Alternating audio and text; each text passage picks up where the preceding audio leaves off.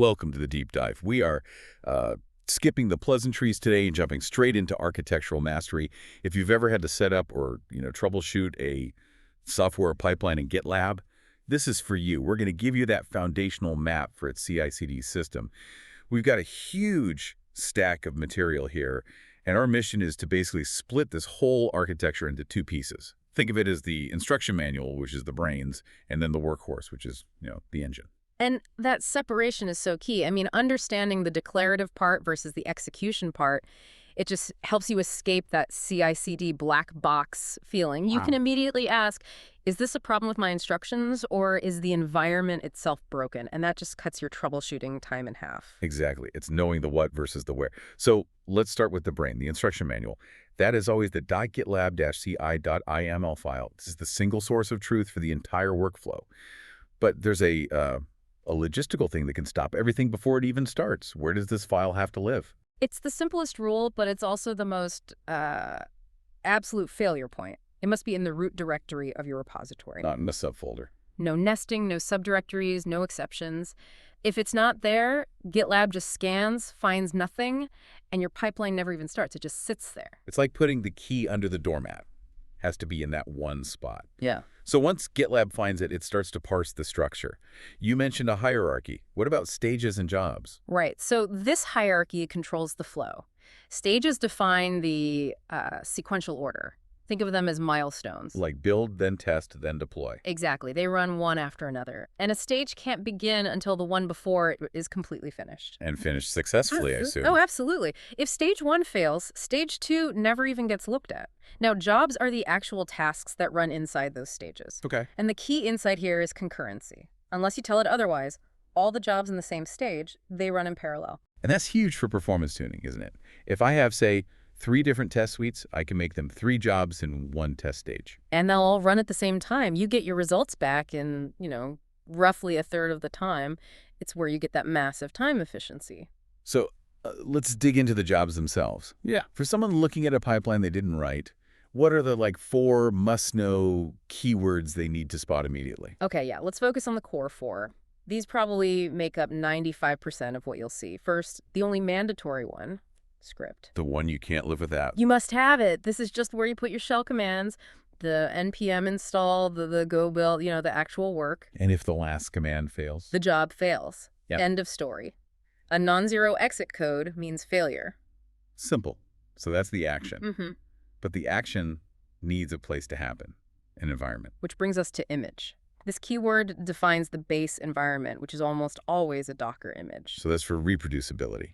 Exactly. You specify a Node.js version in your image, and every single time that job runs, it starts in that exact same clean container. No surprises. I've seen teams skip that and just use whatever's on the runner machine itself. That seems risky. It's a huge risk for security and consistency. Using a defined image with the Docker executor creates this secure, disposable boundary. You're not touching the host machine. Okay, so we have script for the what? Image for the where. What's third? Third is tags. Tags they're often misunderstood. They're not just labels. They are the communication link. The link between the instructions and the engine. Precisely. A job uses tags to say what it needs. I need a runner with GPU access, or I need a runner that can deploy to production. Only runners registered with that matching tag can pick it up. So if I tag a job deployment server east, but no runner has that tag, what happens? Does it fail? It doesn't fail. It just sits in the queue. Forever. It's perpetually pending, waiting for a compatible engine to show up. That's a super common reason for stuck jobs. A communication mismatch. Okay, what's the 4th keyword? The last one is artifacts. So when a job finishes, that clean Docker container we talked about, it disappears. It's gone. Vanishes. If that job made anything important, like a compiled binary or a test report, you use artifacts to say, hey, save these files before you disappear. And you can pass them to the next stage. Yes. It's how you manage state between these isolated jobs. If you don't declare it as an artifact, it's just garbage collected, gone. That makes so much sense. Artifacts are just shape management for disposable environments. That's a great way to put it. Okay, so we have those 4. Is there maybe one more advanced keyword we should mention? Something that controls when a job runs, not just what it does. Oh, for sure. That would be the rules keyword. It's the modern way to do it. More powerful than the old, only and except. Much more.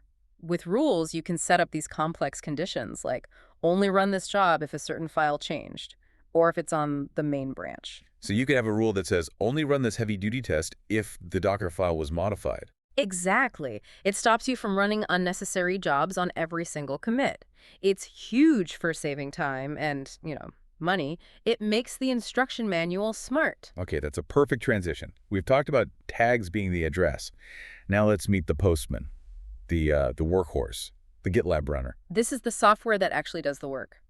It pulls GitLab, picks up the jobs, and runs them on your infrastructure. And when you set one up, the first big decision is about scope, right? Who can use it? Correct. There are 3 main scopes. The widest one is shared runners. They're managed by the GitLab admin and are available to every single project on the whole instance. So they're convenient, but probably busy. Very busy, high usage, low control for you. Then you can narrow it down to group runners. These are available to all the projects inside a specific group. That's a good middle ground for, say, a whole department that wants to manage its own resources. Precisely. And then the most isolated, the most secure, is the project runner or specific runner. Dedicated to just one project. One single repository. This is what you use for jobs that need, super sensitive secrets or access to special hardware. So if my job is deploying to production, I should use tags to make sure it only ever runs on a dedicated project runner. That is the security model in a nutshell. You use scope and tags to enforce that boundary. Now, a runner is just a program running on a server. But what part of the runner actually creates that pristine Node.js container from the image keyword? That responsibility falls to the executor. The executor is the method the runner uses to run the job. And this is where the real isolation happens. This is it. The 2 most common are the Docker executor and the shell executor. If you use Docker, it spins up a fresh container for the job, runs the script, and then just throws the container away. Perfect isolation. And if I use the shell executor instead? That dramatically changes the risk profile. The shell executor runs your scripts directly on the host machine. Oh, wow. So there's no isolation. None. It's faster, sure, but if one job installs a bad dependency or messes up a file, the next job running on that machine inherits the problem. That sounds like a nightmare for shared runners, a complete security and stability nightmare. It is. You basically have to trust every single line of code running on it.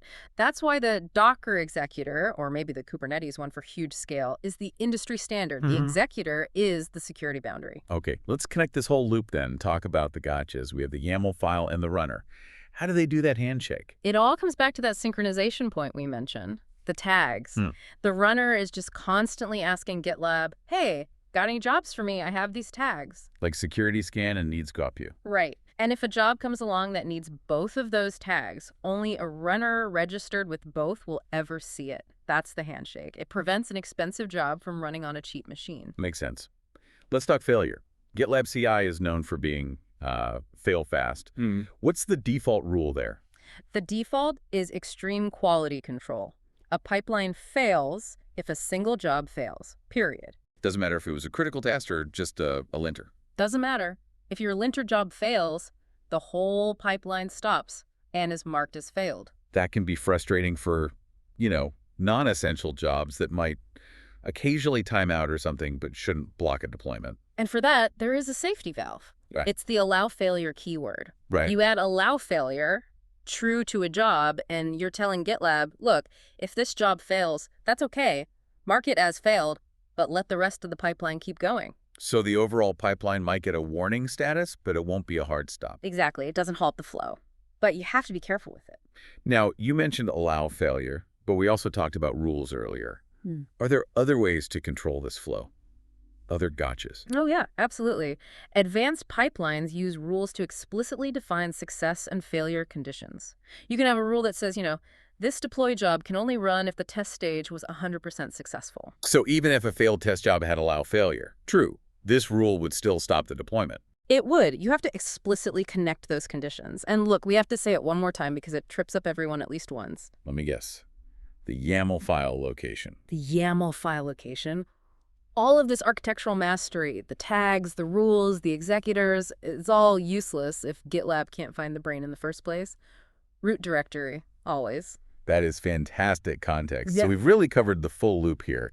You should now have that foundational knowledge to look at any GitLab pipeline and just see where the brain ends, the YAML file, and where the body, the runner, and its executor begins. You can look at a job and immediately know if the problem is in the commands, the environment, the resource assignment, or the flow control. And as you move forward with this and you start building more resilient systems, you have to come back to that choice we just talked about. Allow failure. Yeah. Given that the default is to be so strict, it raises a really important question for you to consider. When is using allow failure a genuinely good idea for robustness? Versus when are you just using it to hide a problem? Like masking unreliable tests or some other technical debt. Exactly. When is it a feature and when is it a patch? That strategic choice is something for you to explore as you apply all this knowledge.